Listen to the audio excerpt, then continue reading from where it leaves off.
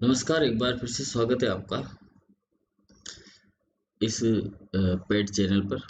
और हम आज बात कर रहे हैं यहाँ पर सेकंड टॉपिक हमारा सेल वॉल का। ठीक है, तो सेल वॉल की हम यहाँ पर बात करेंगे, तो आप बने रहिए हमारे साथ। और इसको ध्यान से समझना है हमें, क्योंकि यहाँ से क्वेश्चन डेफिनेटली बनता ही है, ये मान के चलिए आप, है ना। यहाँ से क्वेश्चन हमेशा 100% आता ही है, भले वो छोटा क्वेश्चन आए चाहे वो बड़ा क्वेश्चन आए। लेकिन ये इंपॉर्टेंट टॉपिक है सेल वॉल। और इसके बारे में जानकारी, अगर आप एक बॉटनी के स्टूडेंट है तो आपको पूर्ण रूप से इसके बारे में जानकारी होना भी आवश्यक है। ठीक है, तो इसीलिए हम इसको पढ़ रहे हैं। और ये हमारा जो आप सिलेबस देखते हो, तो सिलेबस में सेकंड नंबर का पैराग्राफ है, वहाँ हम आ गए हैं। वहाँ एक ही लाइन लिखी हुई है, सेल वॉल की स्ट्रक्चर, उसके फंक्शन और उसका बायोजेनेसिस। ठीक है, और ये 3 लाइन, मतलब एक लाइन में ये 3 शब्द वहाँ पर लिखे हुए हैं। तो हमें ये सेल वॉल इतनी सी ही पढ़नी है, ज़्यादा कुछ है नहीं इसके अंदर पढ़ने का। ठीक है, तो आज हम इसे पढ़ रहे हैं। अगर आपको कोई प्रॉब्लम है कोर्स को खरीदने में, तो आप हमें कॉल कर सकते हैं। नंबर जो है वो उस पर डिस्प्ले हो जाते हैं ऐप के ऊपर। और अपने दोस्तों को आप ज़रूर रेफ़र करें अगर आपको ये अच्छा लग रहा है तो। और अगर आपको कोई समस्या है, किसी प्रकार की कोई प्रॉब्लम है, तो आप डायरेक्टली कॉल करके बता सकते हैं। ठीक है, चलिए तो स्टार्ट करते हैं हमारा ये एमएससी बॉटनी का सेल वॉल टॉपिक। ठीक है, चलिए तो देखिएगा, जो हमारी सेल वॉल होती है, ठीक है, सेल वॉल से हम स्टार्ट कर रहे हैं। ठीक है, तो सेल वॉल को हम ये कहते हैं कि सेल वॉल जो होती है वो एक आउटर मोस्ट पार्ट होता है। सेल वॉल जो है वो क्या है, एक आउटर मोस्ट पार्ट होता है ऑर्गेनिज्म का। Outer most part, outer most part का ही मतलब होता है कि सबसे बाहरी भाग। आउटर मोस्ट पार्ट का मतलब है कि सबसे बाहर का जो पार्ट होता है, सबसे बाहर का जो भाग होता है, उसे कहा जाता है आउटर मोस्ट पार्ट। ठीक है, अब जो सेल वॉल होती है वो बैक्टीरिया के ऊपर भी होती है, फंजाई के ऊपर भी होती है, और किसके ऊपर होती है, आपके प्लांट के ऊपर होती है। जनरली हम पढ़ने तो प्लांट की सेल वाले, लेकिन हमें जानकारी सबके बारे में होनी चाहिए, क्योंकि छोटे छोटे क्वेश्चन पूछ ले जाते हैं इनके बारे में। ठीक है, तो देखिएगा, हम बात कर रहे हैं, जैसे मान लीजिए कि बैक्टीरिया के अंदर होती है सेल वॉल। ठीक है, फंजाई के अंदर सेल वॉल होती है। ठीक है, और आपके प्लांट के अंदर सेल वॉल होती है। ये 3 ऐसे ऑर्गेनिज्म है जिनके पास में सेल वॉल होती है, बाकी के पास सेल वॉल नहीं होता है। ठीक है, अब तीनों के अंदर जो सेल वॉल होती है वो डिफरेंट टाइप की होती है। जैसे हम बैक्टीरिया की बात करें, तो बैक्टीरिया के अंदर जो सेल वॉल होती है वो बनी होती है किसकी, पेप्टिडोग्लाइकेन की। किसकी बनी होती है, पेप्टिडोग्लाइकेन की। पेप्टिडोग्लाइकेन, ये ध्यान रखना है, ये शब्द पेप्टिडोग्लाइकेन की बनी होती है बैक्टीरियल सेल वॉल।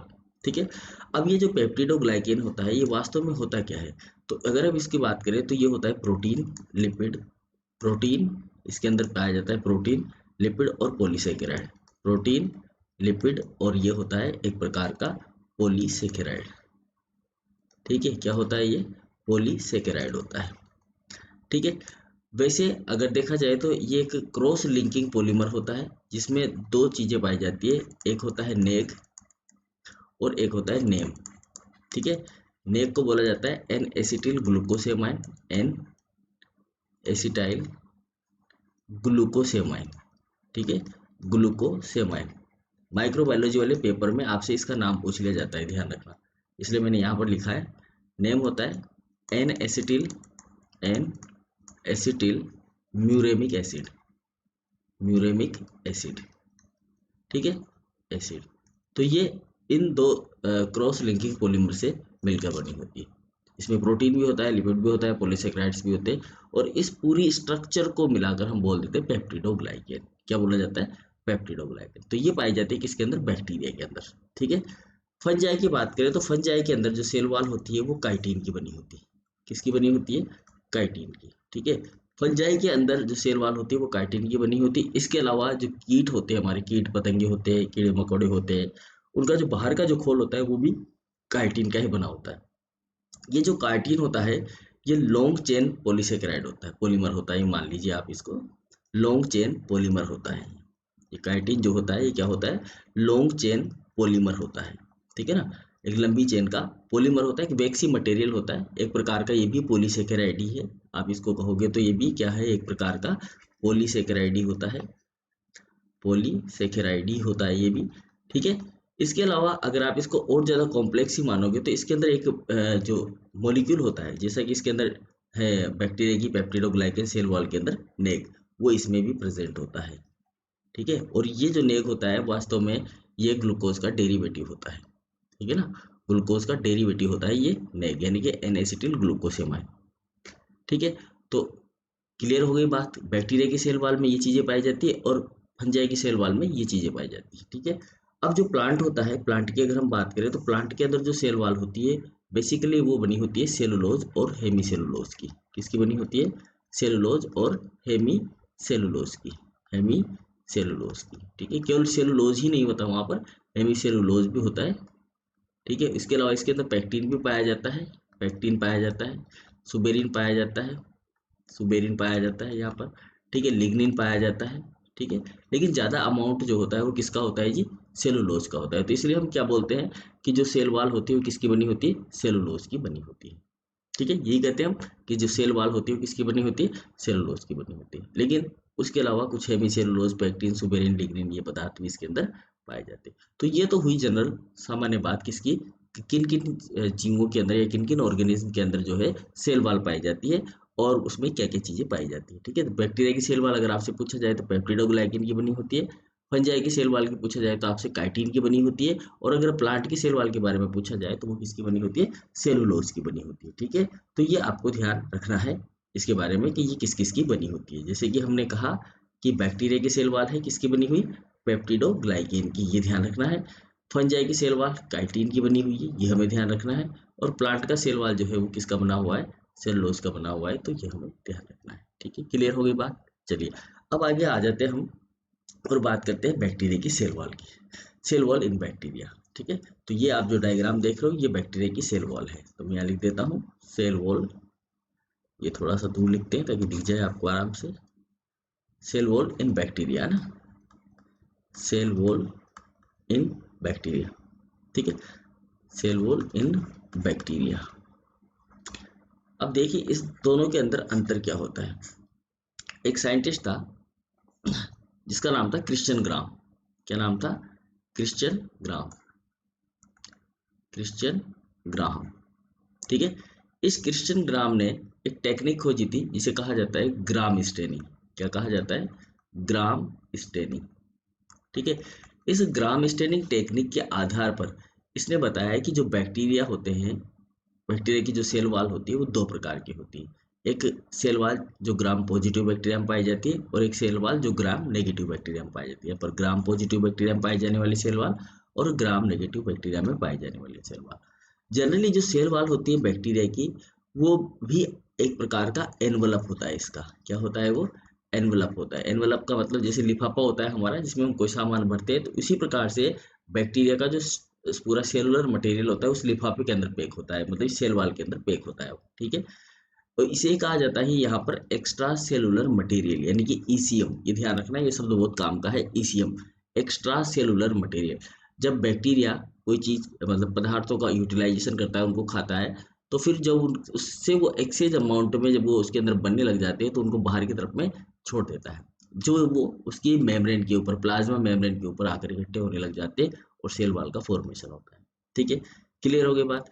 अब यहाँ पर आप देखोगे तो जो बैक्टीरिया की सेल वॉल होती है वो दो तरह की है। अब दो तरह की जो सेल वॉल है उसमें अंतर क्या है, ये यहाँ पर इंपॉर्टेंट है। ठीक है, जैसे कि यहाँ पर हम बात करें तो ये जो बैक्टीरिया की सेल वॉल होती है जिसमें ग्राम पॉजिटिव बैक्टीरिया की बात कर रहे हैं हम। किसकी बात कर रहे हैं? ग्राम पॉजिटिव बैक्टीरिया की। तो ग्राम पॉजिटिव बैक्टीरिया में जो पेप्टिडोग्लाइकेन का अमाउंट होता है वो बहुत ज्यादा होता है। देखो यहाँ से यहाँ तक इसके अंदर पेप्टिडोग्लाइकेन जमा हुआ है। ठीक है, इसके नीचे जो है यहाँ पर प्लाज्मा मेम्ब्रेन होती है और बीच में एक हल्का सा स्पेस होता है जिसे कहा जाता है पेरीप्लाज्मिक स्पेस। तो ये वाला जो भाग दिख रहा है ये वाला भाग है पेरीप्लाज्मिक स्पेस का। ठीक है, और इसके नीचे जो है ये प्लाज्मा मेम्ब्रेन है। ठीक है, तो अगर मैं बैक्टीरिया को ऐसे बनाऊं कि ये इसकी प्लाज्मा मेम्ब्रेन है, ठीक है, ये मान के चले हम, और इसके नीचे मतलब इसके थोड़ा सा ऊपर में अगर हम बात करें यहाँ पर, तो यहाँ पर होता है इसके अंदर ये आपका सेल वॉल। इस तरह से, इस तरह से ये सेल वॉल है, यानी कि ये पेप्टिडोग्लाइकेन की लेयर है यहाँ से यहाँ तक। ठीक है, थोड़ा सा और मोटा बना देते हैं इसको। तो ये तो हो गई आपके बैक्टीरिया कौन सा? ग्राम पॉजिटिव बैक्टीरिया की सेल वॉल, ये इस तरीके से इतनी मोटी लेयर होती है इसकी, ठीक है। ये तो हुई ग्राम पॉजिटिव बैक्टीरिया की सेल वॉल की बात, ठीक है। अगर हम इसी सेल वॉल को ग्राम नेगेटिव बैक्टीरिया में बनाएं तो इसको ऐसे बनाया जाएगा कि देखो, पहले तो यहाँ पर नीचे की तरफ में तो क्या है, एक प्लाज्मा मेम्ब्रेन है, ठीक है। फिर इसके बीच में है यहाँ पर क्या, पेप्टिडोग्लाइकेन की लेयर। तो ये जो पेप्टिडोग्लाइकेन की लेयर है यहाँ पर बिल्कुल कम अमाउंट में है, बहुत ही छोटे अमाउंट में, बहुत ही कम लेयर है यहाँ पर पेप्टिडोग्लाइकेन की। फिर उसके ऊपर फिर से क्या है, एक प्लाज्मा मेम्ब्रेन है, ठीक है, एक और प्लाज्मा मेम्ब्रेन है। तो इस तरह से यहाँ पर देखें हम तो ग्राम नेगेटिव बैक्टीरिया में 2 प्लाज्मा मेम्ब्रेन और एक पेप्टिडोग्लाइकेन है, जबकि ग्राम पॉजिटिव बैक्टीरिया में एक प्लाज्मा मेम्ब्रेन और एक प्लाज्मा मेम्ब्रेन और एक थिक अमाउंट की जो है आपकी पेप्टिडोग्लाइकेन की लेयर प्रेजेंट होती है, ठीक है। समझ में आ गई बात। तो अगर मुझे इसे बनाना है तो मैं इसे बनाऊंगा इसको कि ये बैक्टीरिया की आपकी जो है सेल वॉल प्लाज्मा मेम्ब्रेन। इस प्लाज्मा मेम्ब्रेन के ऊपर में यहाँ पर एक हल्की सी पतली सी बारीक सी एक लेयर जो किसकी है, पेप्टिडोग्लाइकेन की, और फिर उसके ऊपर वापस से एक और प्लाज्मा मेम्ब्रेन, इस तरीके से। तो ये बन जाएगी आपकी बैक्टीरिया की, ग्राम नेगेटिव बैक्टीरिया की सेल वॉल। तो अब ये है ग्राम नेगेटिव बैक्टीरिया की सेल वॉल, ठीक है, इस तरह से। और ये नीचे क्या है, इसमें प्लाज्मा मेम्ब्रेन है, ये नीचे की तरफ में क्या है, इसमें प्लाज्मा मेम्ब्रेन, ये ध्यान रखना है ना, ये प्लाज्मा मेम्ब्रेन है। ये तो हो गई इसकी प्लाज्मा मेम्ब्रेन, प्लाज्मा मेम्ब्रेन, ये भी हो गई इसकी प्लाज्मा मेम्ब्रेन, और ये हो गई इसकी सेल वॉल, सेल वॉल जो कि क्या है, पेप्टिडोग्लाइकेन की बनी हुई है, ठीक है। इसी तरह इसमें देखें तो इसमें केवल एक ही प्लाज्मा मेम्ब्रेन है और ये क्या है, इसमें सेल वॉल है, ठीक है।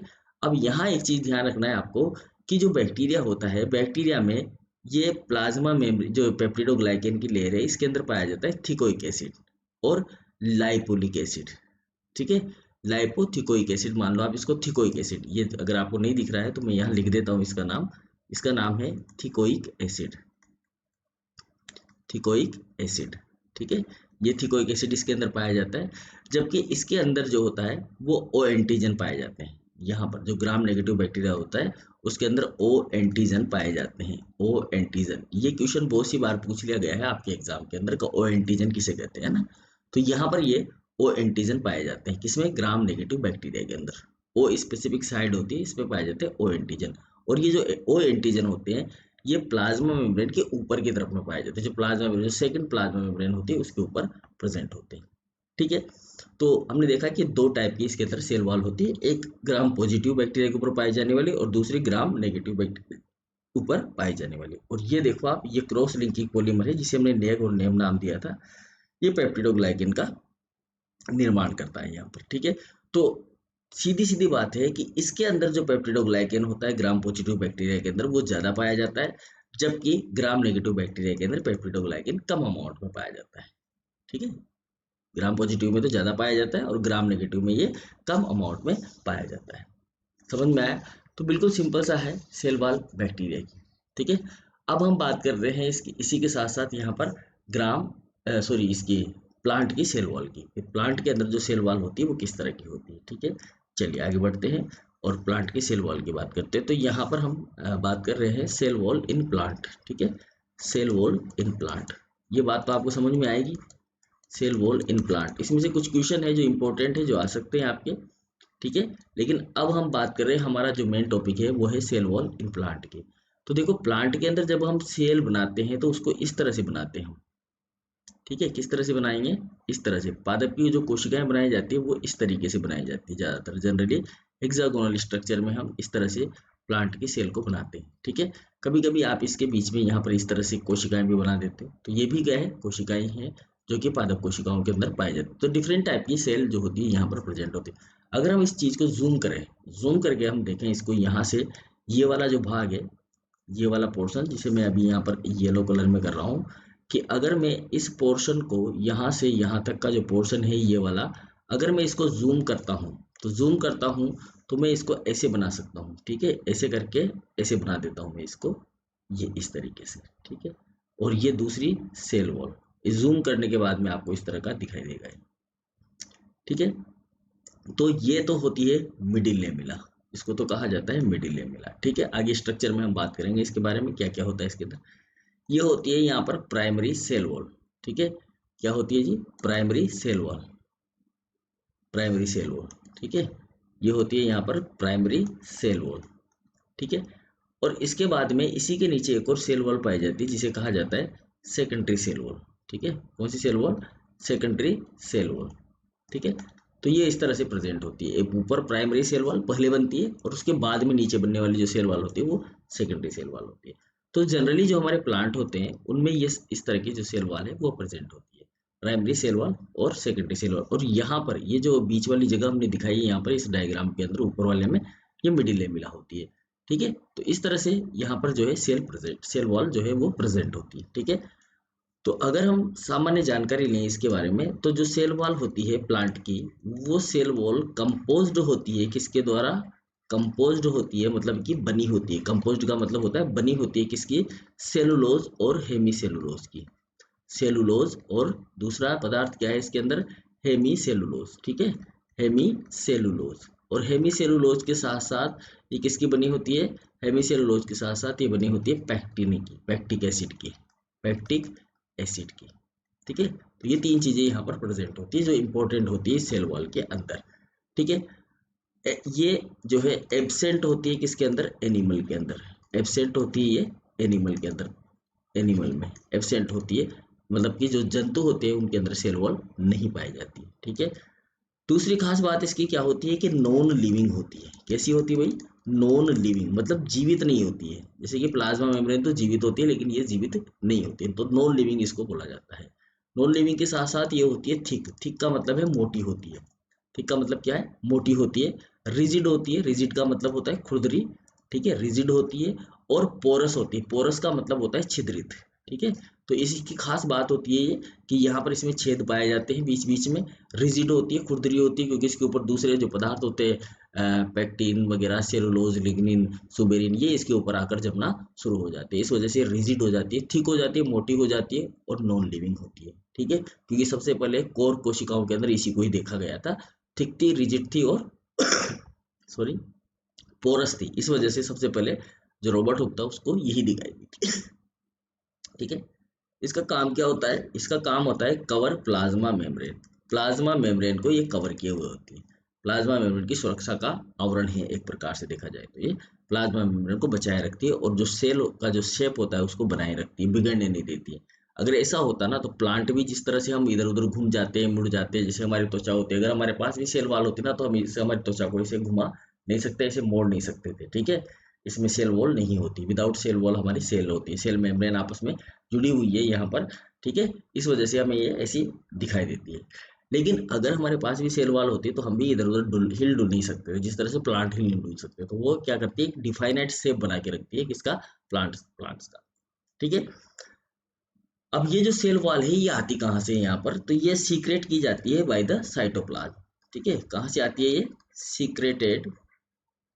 सीक्रेट का मतलब होता है स्रावित करना। Secreted by protoplast, by protoplast. जो प्रोटोप्लास्ट होता है ये साइटोप्लाज्म होता है, उसके द्वारा इसको सीक्रेट किया जाता है। किसकी फॉर्म में? As a cellulose fibre, as a cellulose fibre. Cellulose के जो तंतु होते हैं उनकी फॉर्म में इसको क्या किया जाता है? यहाँ पर सीक्रेट किया जाता है। तो ये जो साइटोप्लाज्म होता है इसका देखिएगा यहाँ पर, ये जो साइटोप्लाज्म है यहाँ पर, ये इस तरीके से हम इसको ऐसे बना सकते हैं कि यहाँ जो साइटोप्लाज्म है, ये साइटोप्लाज्म यहाँ पर इस तरह से फाइबर को जो है इसके ऊपर सीक्रेट कर देता है। और इसके ऊपर सीक्रेट करने की वजह से ये क्या होती है? इस तरह से सेल वॉल यहाँ पर बनना शुरू हो जाती है बाद में, और फिर ये इस तरह से प्राइमरी सेल वॉल और सेकेंडरी सेल वाले से बनती रहती है। ठीक है, तो समझ में आया? एज ए सेलुलोज फाइबर ये क्या करती है? यहाँ पर सीक्रेट की जाती है। क्लियर हो गई बात? चलिए आगे चलते हैं। तो ये सेलुलोज के फाइबर की फॉर्म में यहाँ पर सीक्रेट की जाती है। ठीक है, चलिए अब जो यंग प्लांट होते हैं, कौन से plant? Young plant. Young plant जो होते हैं, उन यंग प्लांट्स के अंदर, यंग प्लांट्स की अगर हम बात करें तो वहां पर ये बहुत ही पतली होती है। कैसी होती है? Very thin. जो वेरी थिन, बहुत ही पतली होती है। जब आप किसी भी पौधे की मुलायम पत्तियों को छुओगे, हाथ लगाओगे तो बहुत ही मुड़ जाएगी, बहुत ही पतली, क्योंकि वहां पर जो सेल वाल होती है वो प्राइमरी सेल वाल होती है और बहुत ही पतली होती है। इसलिए जब आप ऊपर ही ऊपर टॉप पे जो पत्तियां आती है पौधे के, पौधा, ये पौधा हम मान लेते हैं यहाँ पर, और इसका जो टॉप पार्ट है, इस टॉप पार्ट पर जो पत्तियां आएंगी, बिल्कुल वो कैसी होंगी, मुलायम मुलायम सी पत्तियां होंगी, है ना, जिनको हम कोपल्स बोलते हैं। क्या बोलते हैं? कोपल। साधारण भाषा में इसको बोला जाता है कोपल। ठीक है। और गांव में इसको बोला तीती, तीती बोला जाता है गाँव के अंदर। तो इसको खाते हैं लोग, है ना, जैसे नीम की पत्तियों की तीती खाना। तो वो जो ऊपर का जो टॉप पार्ट होता है उसको खाते हैं लोग, है ना, क्योंकि वो बहुत ही हाइजीन होता है, बहुत ही अच्छा होता है, क्योंकि वहाँ पर मेरिस्टेम पाया जाता है, वायरस फ्री पार्ट होता है ज़्यादातर वहाँ पर। तो इसलिए लोग उसका सेवन करते हैं। तो वो बहुत ही पतला होता है। तो वो बहुत ही पतला क्यों होता है? क्योंकि वो बहुत ही मुलायम इसलिए होता है कि यहाँ पर जो सेल वाल होती है बहुत ही पतली होती है, थिन होती है, इलास्टिक होती है। इलास्टिक का मतलब है मुलायम होती है। कैसी होती है? इलास्टिक यानी मुलायम होती है, और डेलिकेट होती है। ठीक है। डेलिकेट होती है, बहुत ही कोमल होती है। डेलिकेट का मतलब क्या? कोमल होती है। ठीक है। जब ये मेच्योर हो जाता है, क्या हो जाता है? जब ये मेच्योर हो जाता है तो ये थिक हो जाती है, बहुत मोटी सी हो जाती है। ठीक है। शुरुआत में जो ये यंग प्लांट होता है तो उसके अंदर जो इसका साइज होता है इस सेल वॉल का, प्राइमरी सेल वॉल का, वो 1 से 3 म्यू होता है, 1 to 3 म्यू। कितना होता है भाई? 1 to 3 म्यू होता है, ध्यान रखना। 1 to 3 म्यू, 1 से 3 म्यू का ये साइज होता है, 1 से 3 म्यू थिक होती है ये। और जब ये मेच्योर हो जाती है तो इसका साइज बढ़कर हो जाता है 5 से 10 म्यू। कितना हो जाता है? 5 to 10 म्यू हो जाता है। 5 से 10 म्यू का इसका साइज हो जाता है। शुरुआत में तो 103 म्यू होता है, लेकिन जैसे जैसे ये बढ़ती जाती है इसका साइज क्या हो जाता है? 5 to 10 म्यू इसका साइज हो जाता है। मतलब मोटाई जो होती है इसकी वो हो जाती है 5 से 10 म्यू। तो ये काफी मोटी हो जाती है जब ये मेच्योर हो जाती है। ठीक है। तब इसको फिर तो इसमें हार्डनेस आ जाती है, और हार्डनेस की वजह से हम इसका उपयोग कम करते हैं, तो दूसरे कामों में इसका उपयोग किया जाता है। ठीक है।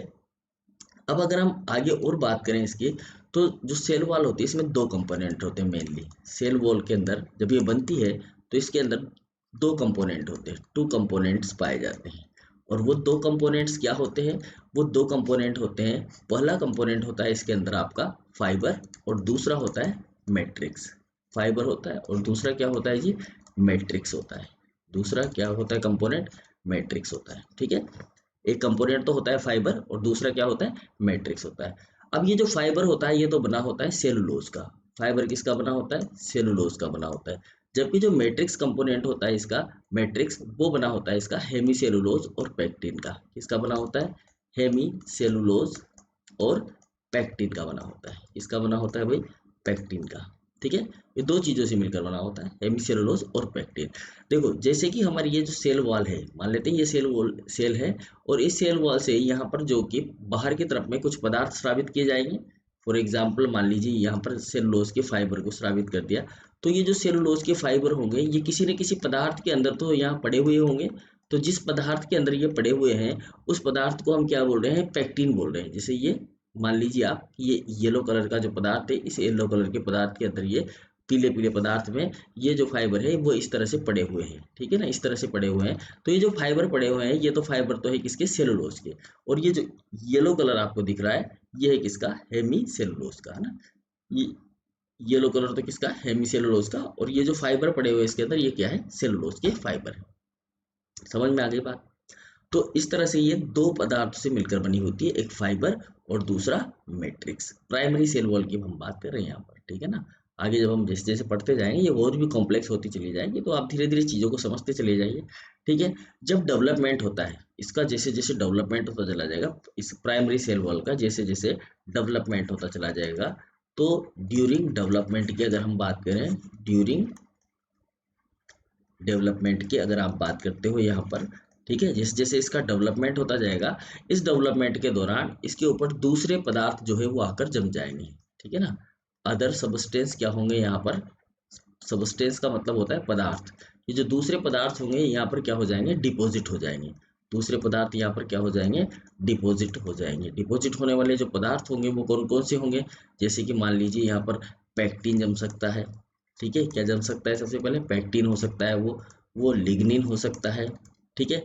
लिग्निन हो सकता है, क्यूटिन हो सकता है, क्यूटिन यहाँ पर जमा हो सकता है। रेजिन, रेजिन एक प्रकार का पदार्थ होता है जो कि जनरली जो पौधे होते हैं कोणधारी वन उनके अंदर पाए जाते हैं, तो वो रेजिन भी यहाँ पर जम सकता है। इसके अलावा कुछ गम, जो गोंद वगैरह होते हैं वो भी यहाँ पर जो आकर डिपॉजिट हो जाते हैं। ठीक है।